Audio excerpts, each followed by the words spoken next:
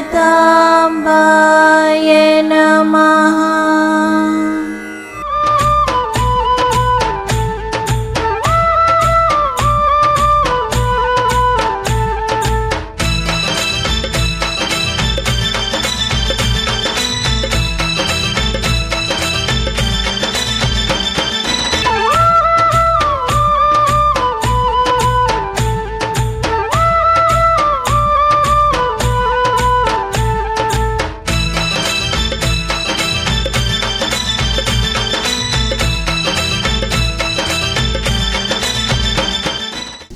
శ్రీ తిరుపతమ్మ అమ్మవారి భక్తులకి నమస్కారం. అమ్మా శరణం. పెనుకంచిప్రోలు క్షేత్రంలో వెలిసి ఉన్న శ్రీ తిరుపతమ్మ అమ్మవారు భక్తులకు కొంగు బంగారమై కోరిన కోరికలు తీర్చి వారి కష్టసుఖాల్లో అండదండగా ఉంటుందని భక్తులకు పెద్ద నమ్మకం. కోరినంతనే కోరికలన్నీ తీర్చే ఇలవెల్పుగా భక్తులు భావిస్తూ ఉంటారు. అమ్మవారు పెనుకంచిప్రోలు క్షేత్రంలో వెలిసి ఉన్నారు. కృష్ణా జిల్లాలో రెండవ పెద్ద దేవాలయము. రాష్ట్రంలో ఉన్న ప్రముఖ దేవాలయాల్లో ఇది ఒకటి, ఈ దేవాలయం ఒకటి.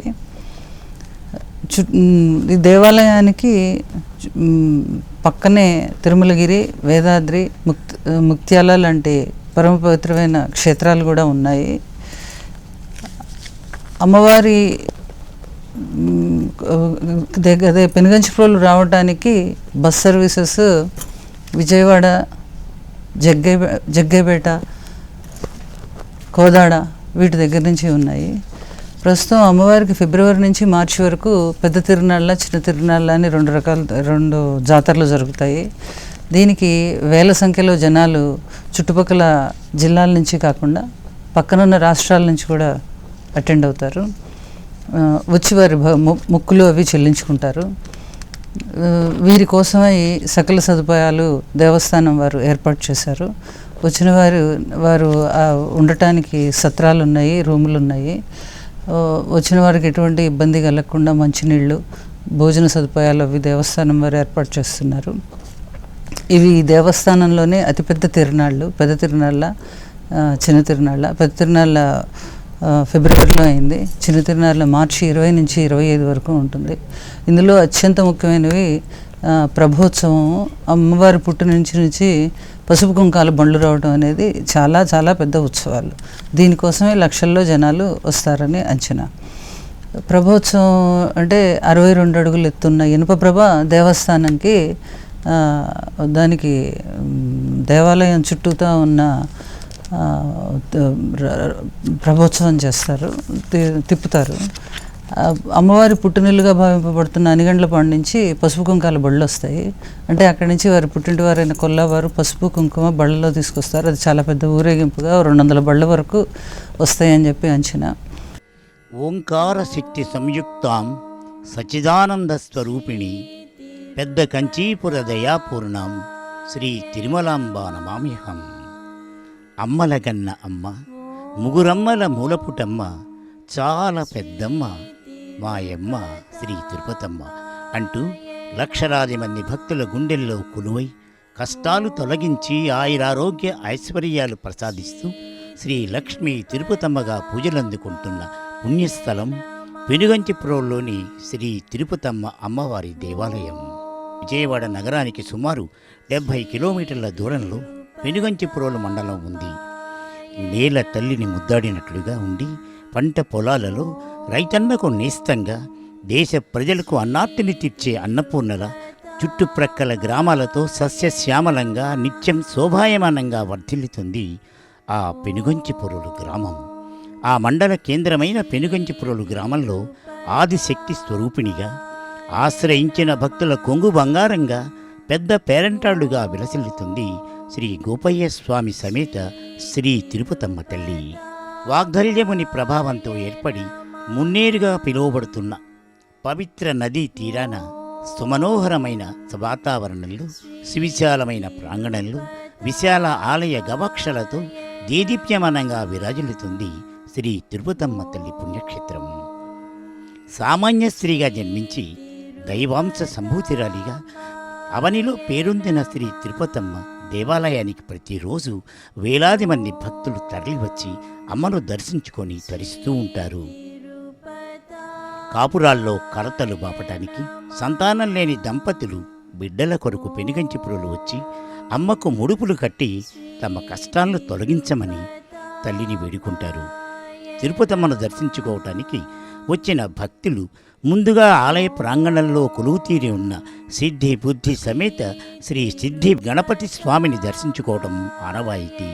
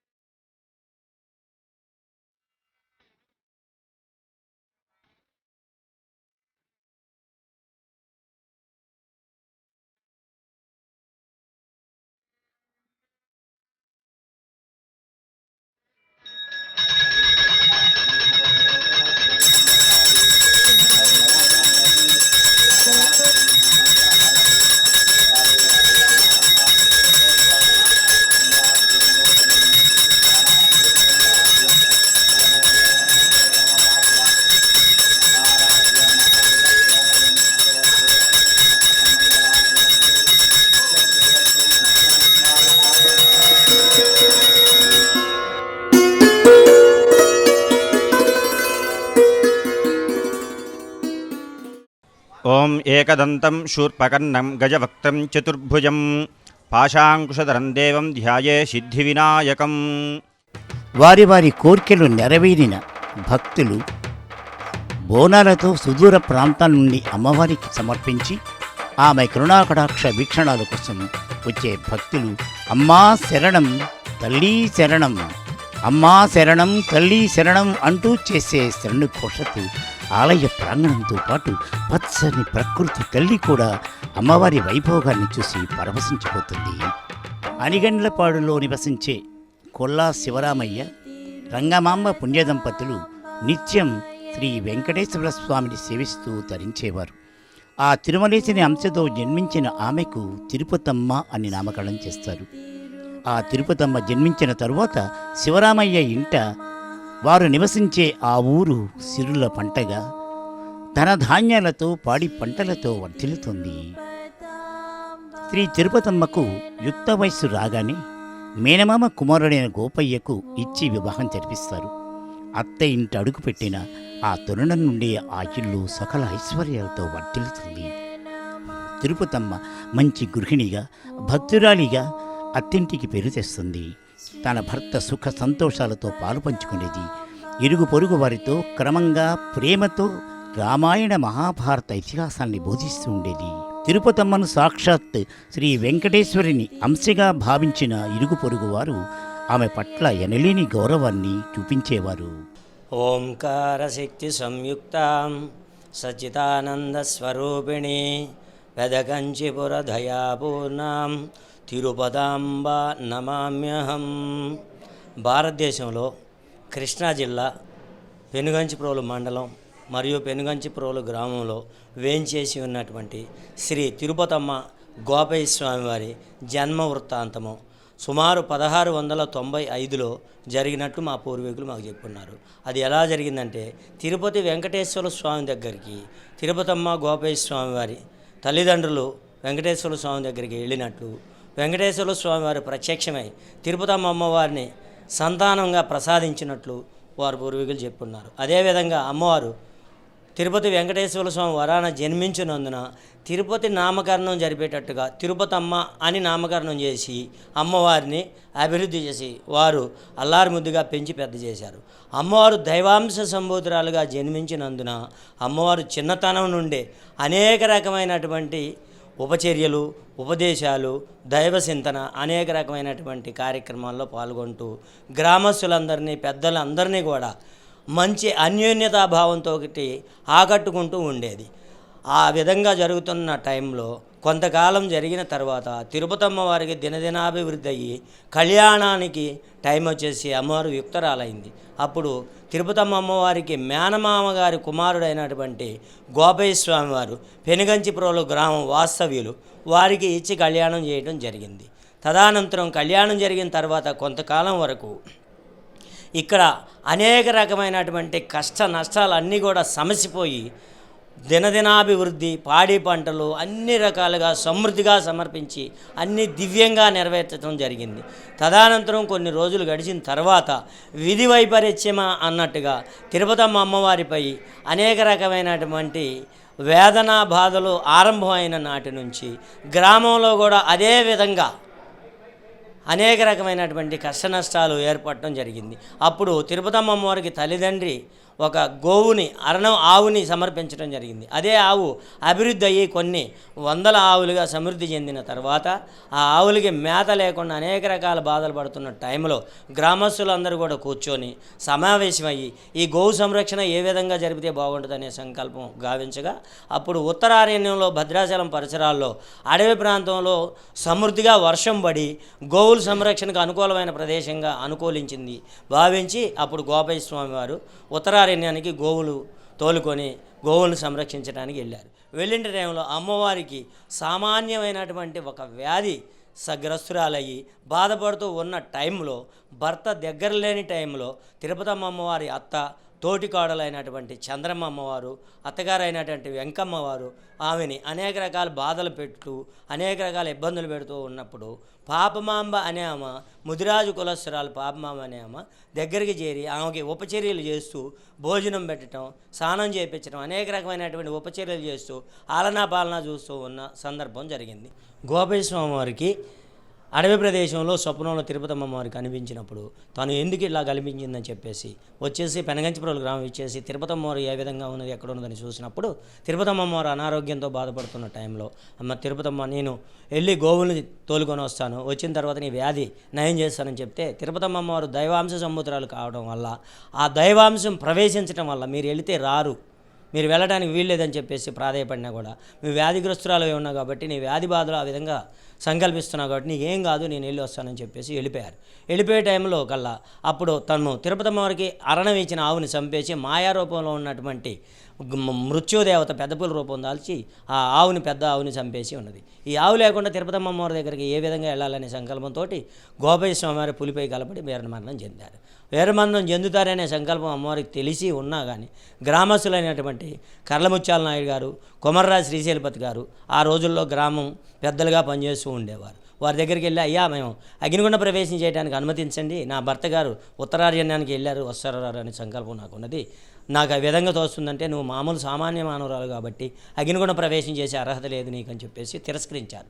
వారికి ఆ టైంలో కళ్ళు కనిపించకపోవటం, వారు చేసే భోజనం క్రిములుగా మారడం జరిగిన తర్వాత అమ్మవారి శక్తి సామర్థ్యాలని ఆమె మామూలు సామాన్య మానవురాలు కాదు, దైవశక్తి స్వరూపిణి, అమ్మవారు అగ్నిగుండం చేసే అర్హత ఆమెకు ఉన్నది కాబట్టి అమ్మ నువ్వు అగ్నిగుండం చేయడానికి అనుమతిస్తానని చెప్పేసి గ్రామస్తులందరూ నిర్ణయం తీసుకొని సంకల్పించారు.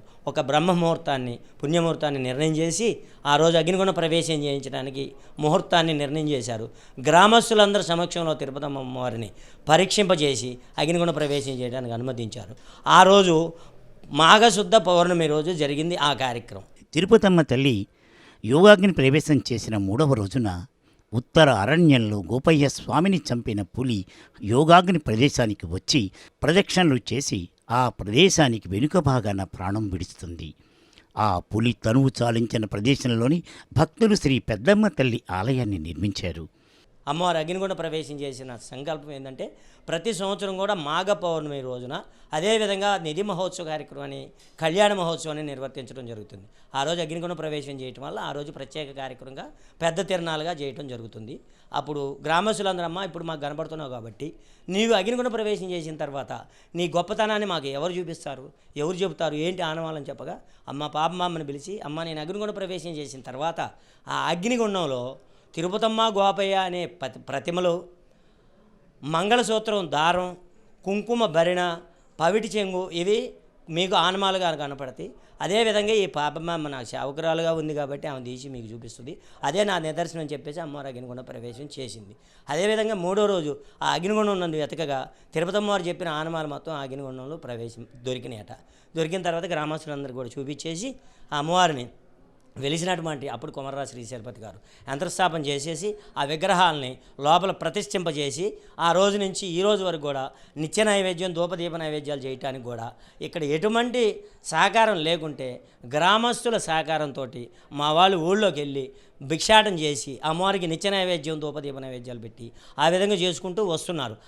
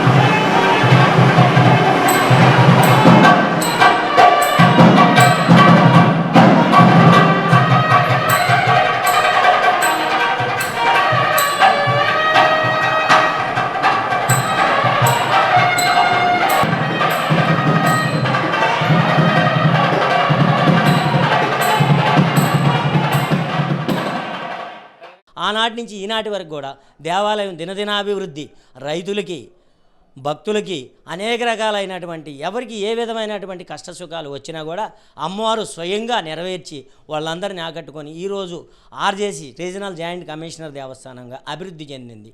అట్టి అమ్మవారు అగ్నిగుండ ప్రవేశం చేసిన స్థలం ఇప్పుడు ఉన్నటువంటి గర్భాలయంలో ఉన్నటువంటి గర్భగుడే అమ్మవారు అగ్నిగుండ ప్రవేశం చేసిన స్థలం. మేము ఎవరంటే దేవస్థానం అర్చకులం, పాపమాంబ వంశీకులం, 7 తరాల నుంచి అమ్మవారి సేవకులుగా అర్చకులుగా పనిచేస్తున్నాము. గవర్నమెంట్ వారు హ్యాండ్ ఓవర్ చేసుకున్న తర్వాత మమ్మల్ని గ్రామదేవత విభాగంలో ఎగ్జామ్ రాపిచ్చేసి అర్చక పరీక్ష రాపిచ్చేసి మాకు స్కేల్స్ ఏర్పాటు చేసి జీతభత్యాలు ఏర్పాటు చేసి ఉన్నారు. కాబట్టి ఆ రోజు నుంచి ఈ రోజు వరకు కూడా మేము అర్చకులుగా పనిచేస్తూ ఉన్నాము. ఆ తిరుమలేశును దర్శించుకొని బిడ్డను ప్రసాదించమని వేడుకున్న ఆ దంపతుల భక్తికి సంతసించిన ఆ పరంధాముడే స్వయంగా వారికి కలలో కనిపించి బిడ్డను అనుగ్రహిస్తున్నానని, ఆమె అచంచలమైన భక్తితో తనను సేవిస్తూ మంచి నడవడిక జ్ఞానంతో పేరు ప్రఖ్యాతులు గడిస్తుందని, చివరకు యోగాగ్ని ప్రవేశం చేసి ఇలా దేవతగా వెలసి పరాశక్తి అంశతో భక్తుల కోరిక నెరవేరుస్తుందని తెలియచేశాడు. అమ్మవారి ఆలయంతో పాటు శ్రీ మల్లయ్య చంద్రమ్మ వారి ఆలయం,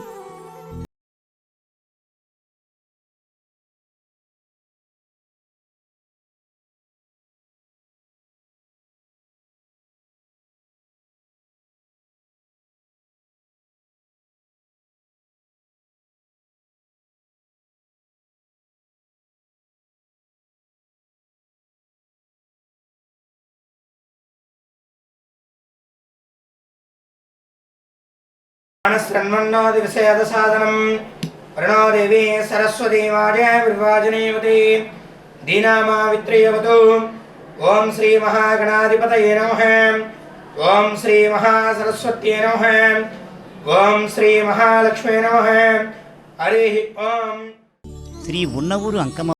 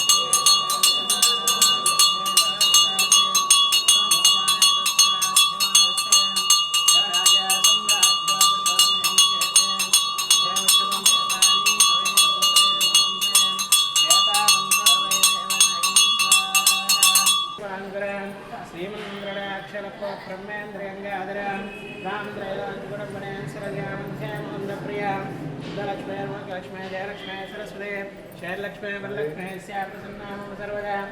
అమ్మ దర్శనానికి వచ్చే భక్తుల రద్దీ ఏడాది పొడవునా కొనసాగుతున్న ప్రతి శుక్ర ఆదివారాల నాడు శ్రీ తిరుపతమ్మ తల్లిని దర్శించుకునేందుకు భక్తులు పోటెత్తుతారు. దేవాలయం పూజాది కార్యక్రమాలలో నిత్య కళ్యాణంగా భాసిల్లుతూ మాఘ పాల్గొన మాసాల్లో ఏడాదికి 2 సార్లు నిర్వహించే పెద్ద తిరునాళ్ళ, చిన్న తిరునాళ్ళ, ప్రతి 2 సంవత్సరాలకు ఒకసారి నిర్వహింపచేసే రంగుల మహోత్సవ వేడుకలు కన్నులారా తిలకించాలి. ఈ తెలుగు రాష్ట్రాల నుండే కాక చుట్టుప్రక్కల రాష్ట్రాల నుంచి కూడా లక్షలాది మంది భక్తులు అమ్మను దర్శించి తమ మొక్కుబడులను తీర్చుకొని తరిస్తారు. ఏడాది పొడవునా అమ్మవారి ఆలయంలో భక్తి ప్రపత్తులతో నిర్వహించే పండుగలలో భాగంగా 5 రోజుల పాటు నిర్వహించే చిన్న తిరునాళ్ళలో భాగంగా అఖండ జ్యోతి స్థాపన, సామూహిక కుంకుమార్చనలు, గ్రామోత్సవాలు, దివ్య ప్రభోత్సవాలు, భక్తుల బోనాల సమర్పణ, మొదటి ప్రభబండి, పుట్టింటి పసుపు కుంకుమ మరియు భక్తుల బండ్లతో అంగరంగ వైభవంగా పండుగల్లో భాగంగా నిర్వహిస్తారు. ఈ చిన్న తిరునాళ్లకు రాష్ట్రంలో నలుమూలల నుంచి ఎందరెందరో భక్తులు వచ్చి తమ కోరికలు తీర్చుకొని అమ్మవారి అనుగ్రహానికి పాత్రలవుతూ ఉంటారు. ఇంత విశేషమైన తిరునాళ్ళ మహోత్సవంలో అమ్మను ఆరాధించి ఔన్నత్యానికి గురవుతున్నారు. ఎక్కడైతే మహిళలు గౌరవించబడతారో అక్కడ దేవతలు కొలువై ఉంటారని నమ్మి మన దేశంలో సామాన్య కుటుంబంలో జన్మించిన ఓ స్త్రీ భర్త ఎడల ప్రేమ, తోటివారితో స్నేహం, సహృదయత, దేవుని ఎడల అచంచల భక్తి విశ్వాసాలతో ఆదిశక్తి అవతార రూపంగా మారి లక్షలాది మంది భక్తుల కోరికలు తీర్చే కొంగు బంగారంగా పూజలందుకుంటున్న తల్లి శ్రీ లక్ష్మీ తిరుపతమ్మ తల్లి.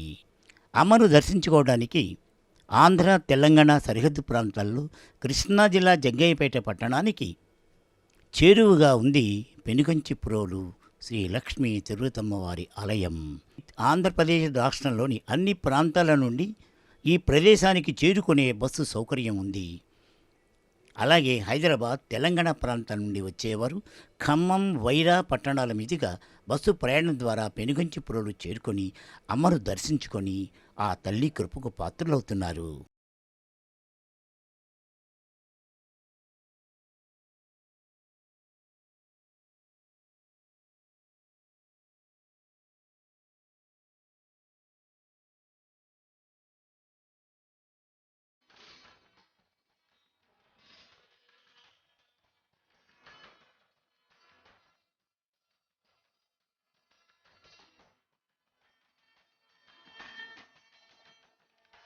మా కార్యక్రమంపై మీ అభిప్రాయాలు తెలియజేయగలరు.